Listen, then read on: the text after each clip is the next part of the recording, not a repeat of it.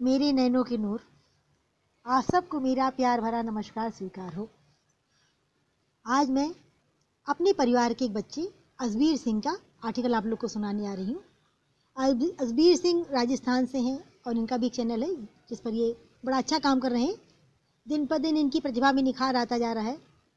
तो हमारा एक एपिसोड था, क्या आप समझते हैं, आप क्या समझते हैं। तो उसमें इन्होंने अपनी कहानी भेजी है और इनकी कहानी का शीर्षक है बोले हुए शब्द वापस नहीं आते। तो इन्होंने बड़ी सुंदर कहानी भेजी है जो कि मैं आप लोग को सुनाना चाहूँगी। अजबीर सिंह लिखते हैं कि एक बार एक किसान अपने पड़ोसी को बहुत भला बुरा कहने लगा। जब उसने उसको खूब भला बुरा कहा तो बाद में उसे अपनी गलती का एहसास हुआ कि भाई मैंने तो गलत काम किया। तो गया एक संत के पास और उसने संत को सारी बात जाके बताई कि मैंने भाई अपने पड़ोसी को बेहद भला बुरा कहा और मैं अपने शब्द वापस लेना चाहता हूँ, मैं क्या करूँ। तो संत ने कहा तुम एक काम करो कि जाओ तुम खूब सारे चिड़ियों के पंख पहले इकट्ठा करके लाओ। वो लेकर आया, बोला ये देखो मैं ले आया। कहा जाओ इसको बीच चौराहे पर रख के आ जाओ। बीच चौराहे पर जा करके रखाया। आधे घंटे बाद फिर संत के पास पहुंचा। बोला अब महाराज मुझे क्या करना होगा। उसने कहा अब तुम्हें काम करना है कि वापस लौट के जाओ, उस चौराहे पे जितने पंख आपने रखे थे उन सारे पंखों को लेकर आओ, एक भी कम नहीं होना चाहिए। वो वहाँ गया, देखा सारे पंख तो हवा में उड़ गए थे। वो फिर वापस आया और बोला कि संत जी ये तो नहीं हो सकता, वो सारे पंख तो हवा में उड़ गए, मैं एक भी नहीं ला सका, अब मैं क्या करूं।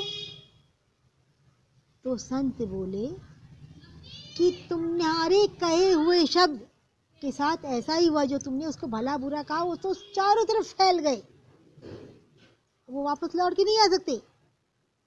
तुमने बड़ी आसानी से उन्हें अपने मुंह से निकाल दिया, लेकिन अब तुम उनको वापस ला नहीं सकते हो। तो ये कहते हैं कि इस कहानी से हमें क्या सीख मिलती है कि कुछ भी कड़वा बोलने से पहले याद रखें कि कहे हुए शब्द वापस नहीं आ सकते हैं। आप उस व्यक्ति से क्षमा तो जरूर मांग सकते हैं और आपको मांगना भी चाहिए, भाई हमसे गलती हुई, हमें भाई माफ कर दो।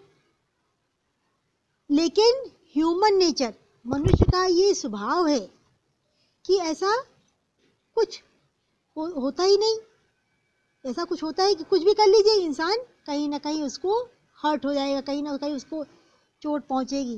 कहते हैं इंसान माफ़ी मांगना नहीं पसंद करता, जल्दी से माफ़ी नहीं मांगना चाहता।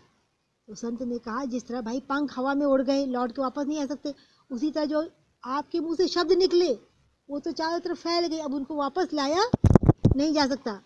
हम क्षमा मांग सकते हैं, हमें मांगना चाहिए। ये ह्यूमन नेचर।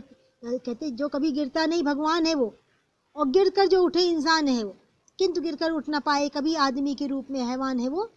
तो गलतियां तो इंसान से ही होती हैं। कहते अवगुण के कारण नक्षिक धरा शरीर, अगर हम इंसान न बनते तो गलतियां ही ना करते। लेकिन उन गलतियों का एहसास सिर्फ इंसान को होता है, और जिसे ना हो वो इंसान नहीं, हो तो हैवान हो गया। तो वही अजबीर कहते हैं कि हमें क्षमा मांगनी भी चाहिए कि हम किसी को पीड़ा ना पहुंचाएं। जब आप किसी को बुरा कहते हैं तो उसे कष्ट पहुंचाने के लिए होता है, और बाद में वो आप ही को अधिक कष्ट देता है। खुद को कष्ट देने से क्या लाभ, इससे अच्छा तो है कि आप चुप रहे। वैसे भी तो हम बच्चों पढ़ाते हैं ना कि बोली एक अमोल है, जो कोई बोले जान, हृदय तराजू तौल के तब मुख बाहर आन। कि पहले सोचो कि जो मैं दूसरे कहने जा रहा हूँ, अगर वही बात कोई मुझे कहे तो मुझे कैसा लगेगा, मुझे भी तो तकलीफ होगी। तो ऐसी कोई बात दूसरे को ना कहो कि उसको तकलीफ पहुँचे, उसको कष्ट हो। इसलिए कहते हैं ना कि अष्टादश पुराणे व्यासस्य वचनम दियम परोपकाराय पुण्याय पापाय परपीडनम। 18 पुराणों में व्यास जी ने सिर्फ 2 बातें कही कि दूसरे को कष्ट पहुंचाना क्या है, पाप है, और दूसरे को सुख पहुंचाना परोपकार है। तो कहते यदि बढ़ न सको विश्वासों पर सांसों के मुर्दे मत ढो, यदि फूल नहीं बो सकते तो क्या हुआ, कांटे कम से कम मत बो। यदि हम किसी को अच्छा नहीं कह सकते तो हमें बुरा कहने का भी कोई अधिकार नहीं है। तो आप लोग को अजबीर की कहानी कैसी लगी हमें कमेंट बॉक्स में लिख कर बताना। और अजबीर की तरह भाई बाकी बच्चों के भी आर्टिकल आने चाहिए। आजकल बच्चे हमारे लिखने की कला में थोड़ा सा गफलत कर रहे हैं, अलबेले हो रहे हैं, आलस कर रहे हैं।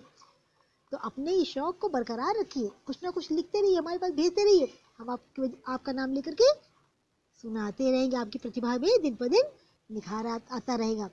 तो मैं इन्हीं शब्दों के साथ अपनी वाणी को विराम देती हूँ। सबको टाटा बाय बाय।